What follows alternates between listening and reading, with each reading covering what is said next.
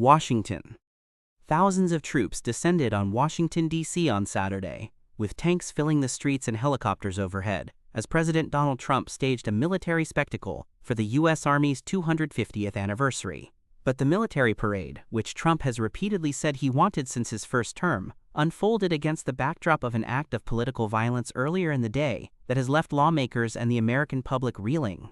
Earlier Saturday, a still-at-large suspect, Vance Luther Bolter, allegedly impersonated a police officer and shot and killed a Minnesota lawmaker and her husband in what authorities are calling a, quote, a politically motivated assassination.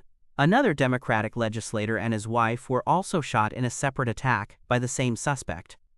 Meanwhile, thousands of Trump's opponents gathered across the nation in mass protests as part of No King's Day demonstrations to speak out against his administration's policies.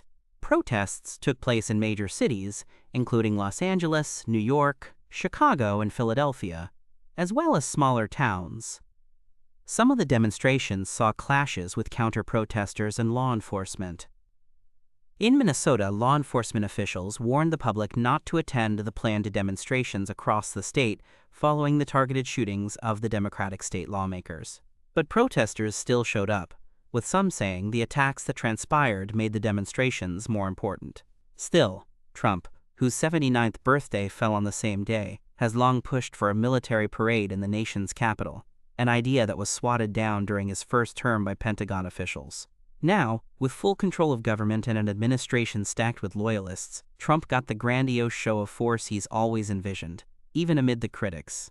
The parade started about 30 minutes earlier than initially planned due to thunderstorms expected in Washington, D.C. on Saturday evening. Trump, aware of the weather threat, told his supporters in a Truth Social post earlier on Saturday that the parade would go on rain or shine. Some of the flyovers planned for the parade were canceled due to the inclement weather, NBC News reported, citing a U.S. Secret Service official. A number of Trump's cabinet members joined him at the event, including Secretary of State Marco Rubio, Defense Secretary Pete Hegseth, and Homeland Security Secretary Kristi Noem. Trump was accompanied on stage by his wife, First Lady Melania Trump. Throughout the day, there were military demonstrations and a wreath laying at the tomb of the unknown soldier.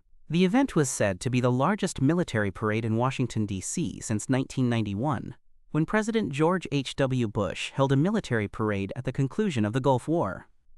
The dramatic split screen between D.C. and cities across the nation comes against the backdrop of ongoing tensions in Los Angeles that have escalated since Trump deployed the National Guard to quell protests over immigration enforcement policies.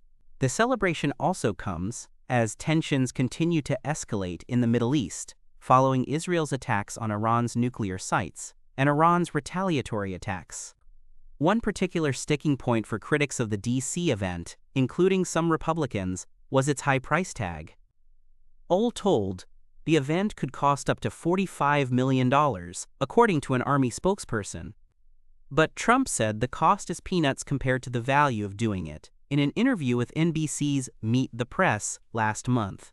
Every other country celebrates their victories. It's about time America did too, Trump said during remarks at the parade. The celebration wrapped up late Saturday with a fireworks display that went off promptly after the parade ended, despite the looming threat of storms.